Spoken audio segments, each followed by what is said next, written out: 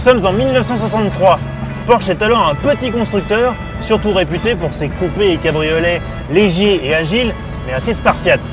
Au salon de Francfort, il frappe un grand coup en lançant un tout nouveau modèle, la 911. Un coupé 2+2 performant et polyvalent. Avec son flat 6 refroidi par air installé à l'arrière, développant la puissance complètement folle de 130 chevaux, c'est le nec plus ultra de l'époque.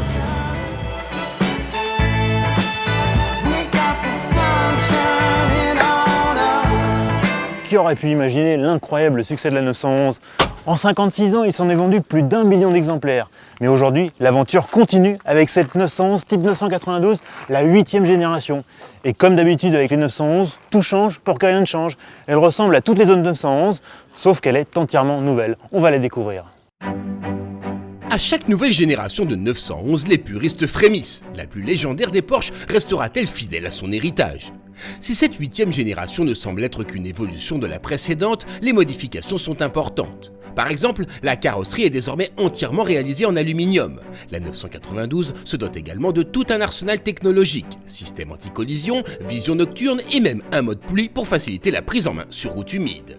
Alors oui, bien sûr, cette 911, elle ressemble à toutes les 911 qui lui ont précédé, mais elle a quand même ses petites particularités esthétiques, comme ce capot creusé, un subtil hommage aux 911 Type G des années 70. À côté de ça, il y a des détails très contemporains, très modernes, à l'image de ces poignées de portière escamotables qui se fondent dans le profil. Enfin, ce qu'il faut noter avec cette 992, c'est qu'il désormais, il n'y a plus qu'une seule largeur de caisse, des caisses larges, et du coup, on a pris à peu près 45 mm en largeur.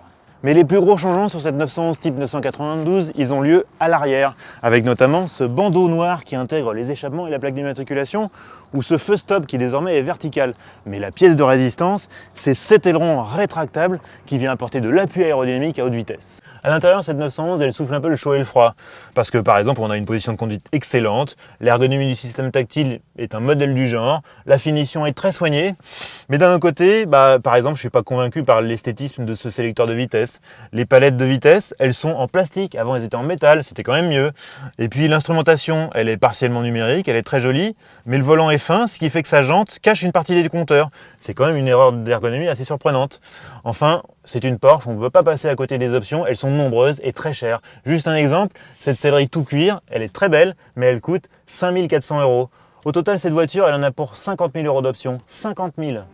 La 911 reste néanmoins l'une des seules sportives à proposer 2 places d'appoint à l'arrière, ainsi qu'un coffre plutôt spacieux à l'avant.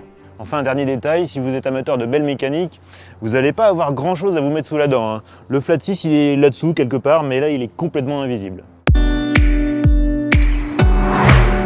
Il faut donc se référer à la fiche technique qui annonce un flat 6 biturbo de 3 litres développant 450 chevaux, soit 30 chevaux de plus que la précédente 911 Carrera 4S. Résultat, malgré un point en hausse, les performances font un bond en avant. Le 0 à 100 km/h est signé en 3 secondes 4, soit 4 dixièmes de mieux, tandis que le 0 à 200 km/h est ratiboisé de quasiment 1 seconde, 12 secondes 4 au lieu de 13 secondes 3. Autant dire que ça déménage. Côté ensemble moteur boîte, il n'y a pas grand chose à dire. Le flat 6 est plein partout, il prend 7000 tours minute. La PDK, elle est aussi rapide que d'habitude, c'est-à-dire c'est la meilleure boîte qui existe, tout bêtement. Si je peux quand même donner un conseil, c'est de prendre l'échappement sport. Parce que entre les turbos et le filtre à particules, la sonorité du flat 6 est assez étouffée.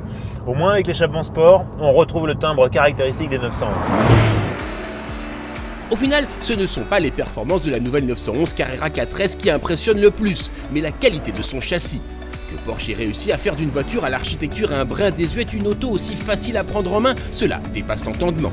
Le châssis, c'est le résultat d'un superbe travail de mise au point, parce qu'il est quand même complexe. De série, on a un amortissement piloté. En prime, sur cette voiture-là, on a les roues arrière directrices et les barres anti-roulis actives. Et bien tout ça, ça fonctionne en symbiose. Le résultat, c'est juste une voiture qui tient extrêmement bien la route, avec un amortissement parfaitement calibré, des roues arrière directrices totalement transparentes, une efficacité de très haut niveau, en même temps une facilité. C'est vraiment enivrant, c'est une voiture enivrante. C'est simple, on a l'impression que n'importe qui sera capable d'aller vite avec une 992 sans jamais se faire peur et sans jamais s'ennuyer. Un vrai exploit.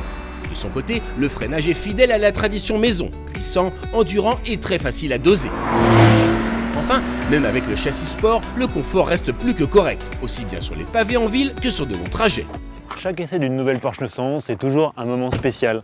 Parce qu'à chaque fois, Porsche arrive à faire mieux, plus performant, plus efficace, plus facile. Alors bien sûr, cette 992, elle a rien à voir avec cette 911T, mais comme elle représente une sorte de NEC Plus Ultra. C'est la référence à laquelle tous les sportifs seront un jour ou l'autre confrontés.